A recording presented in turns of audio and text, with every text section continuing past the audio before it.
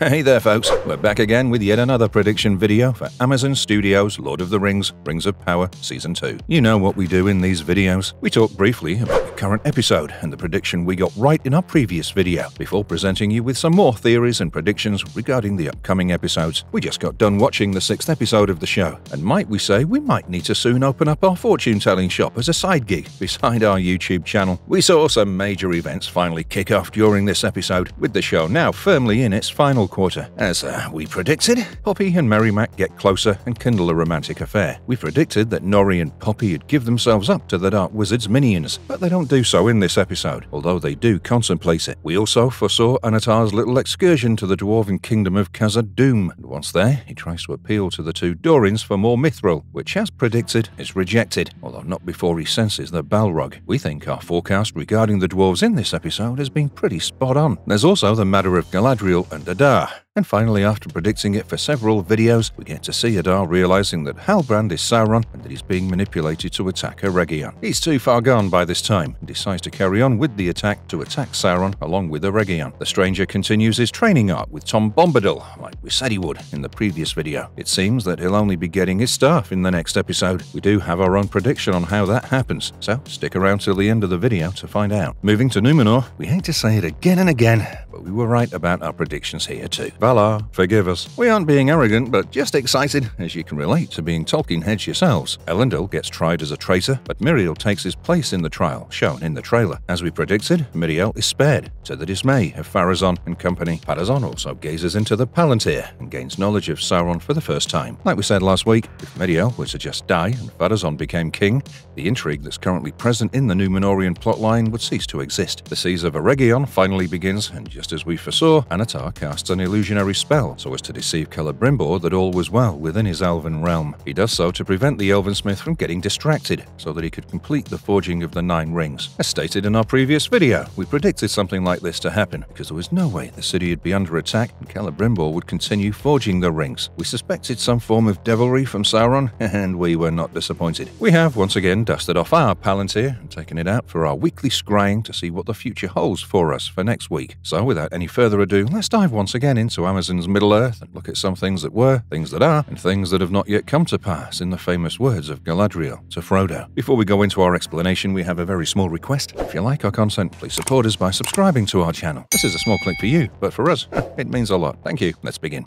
Elrond finally arrives at Khazad-dûm and tries to rally the dwarves for support, and he rescues Galadriel from Adar's imprisonment. We didn't see what Elrond and his warriors were up to in this episode, thus we can predict with certainty that they will appear in episode 7. After discovering that the main elven host is set to march upon Mordor, he realizes that he has little to no hope of any proper reinforcement. Gil-galad will most likely give him a small force, which will not be sufficient to take on the legions of orcs that have begun their assault on Eregion. In order to make up for the difference in numbers, Elrond will approach the dwarves for their help. His plea for help will be answered by his friend, Prince Dorin, and even as the dwarves prepare to go to war, his father will most likely rule it out. Prince Dorin and Disa will continue their stand against the king's mining operations and his madness, but this will most likely be too little, too late. Despite the old king's ruling, many dwarves will still be willing to aid Elrond and Prince Dorin, but just as they're about to march on Eregion, the Balrog will finally awaken after the dwarves will have dug too deep. This will result in Elrond not getting any substantial reinforcements from the dwarves as well. It's around this time he'll hear of Galadriel's presence in the Orc camp, most likely thanks to the power of the Elven Ring Nenya, which will grant him foresight as well. He'll likely steal into the Orcs' encampment before their battle, where he'll find Galadriel. It's likely that the two will share a moment, putting aside the differences before escaping together. Will the siege of Eregion get well underway? We'll most likely see the Elven host finally muster with their lieutenant back with them. We'll see the beginnings of the clash of the Orcs and Elves for Eregion.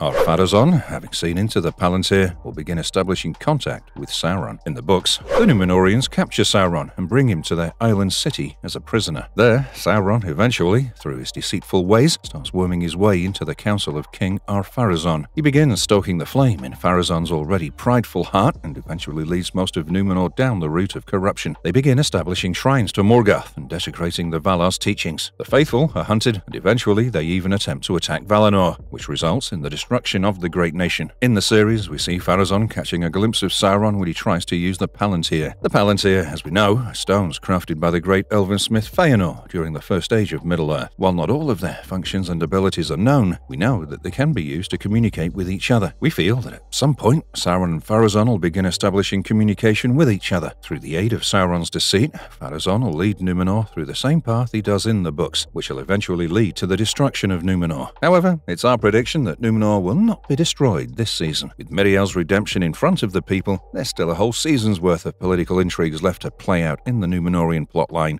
Celebrimbor descends further into madness and finally begins severely doubting Anatar. Myrddania tries to rescue her master, but is thwarted and killed. With the pressure mounting on Celebrimbor to create the final rings of power, the cracks that we saw appearing in this episode will finally result in a complete breakdown of his personality. Sauron senses that his victory at hand will begin to grow even more demanding and forceful. Celebrimbor will begin pushing back at Sauron and start suspecting that things are not what they seem. As the battle continues to rage on outside the forge, Sauron's illusion begins to break. The defenders of Eregion and his apprentices begin seeking out their Lord Master to guide them, not knowing that he's oblivious to their woes. Sauron will try and stop them, and doing so, completely drop his guys and slay them all, including Myrddania. The episode will most likely end with Celebrimbor completing the 9 rings of power and realizing that he'd been deceived all along.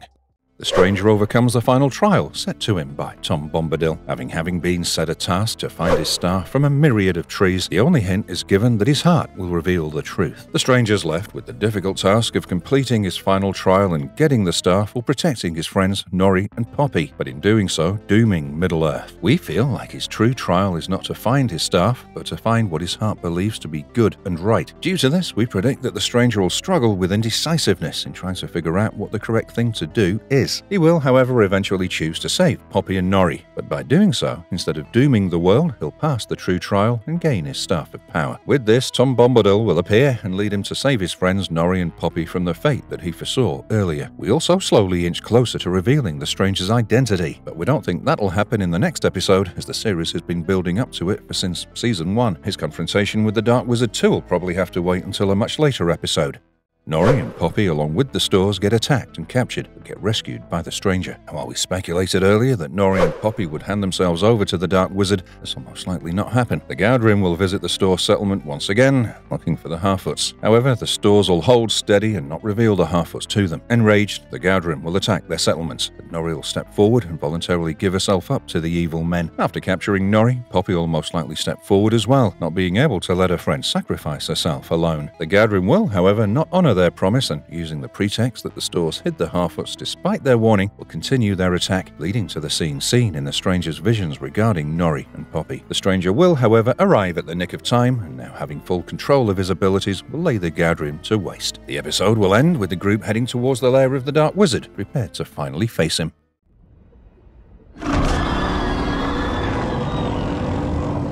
Marvelous verdict. With the siege of Eregion finally underway and only 2 more episodes left to go, the series is finally reaching its climax. There'll be many who won't make it to the end of the series, while others head toward glory and immortality. The Rings of Power Season 2 has so far been a lukewarm affair, but it's definitely a step up from the first season. Let's hope that the final 2 episodes finally manage to catapult it enough for us to be able to look forward to a Season 3. Next week couldn't come sooner for us, as we can't wait to watch what'll happen in the next episode. Confident as we are, we can't wait to see how many of our predictions will come true this time around. If any of them do come true, and many of them will, you know where you heard it first. Right here at Marvelous Videos. We also have a plethora of content related to Lord of the Rings on our channel. From character analysis to lore breakdowns, we have it all. So be sure to go check it out after you're done here. We have, however, come to the end of the video for now. We post these prediction videos every week and have a lot of fun doing so, as it involves a lot of ideas being thrown back and forth. We'd love it if you gave us your thoughts in the comment section below about what you think will happen in episode 7. There's plenty of other Lord of the Rings related content that we post regularly on our channel, so be sure to check them out once you're done here. None of the things that we do are possible without your support, and we thank you for sticking with us right to the end of the video. We'll catch up with you again next week with fresh predictions and talk about the episode at hand. Until then, stay safe and stay marvelous. And if you liked our content, don't forget to leave a like and subscribe to us if you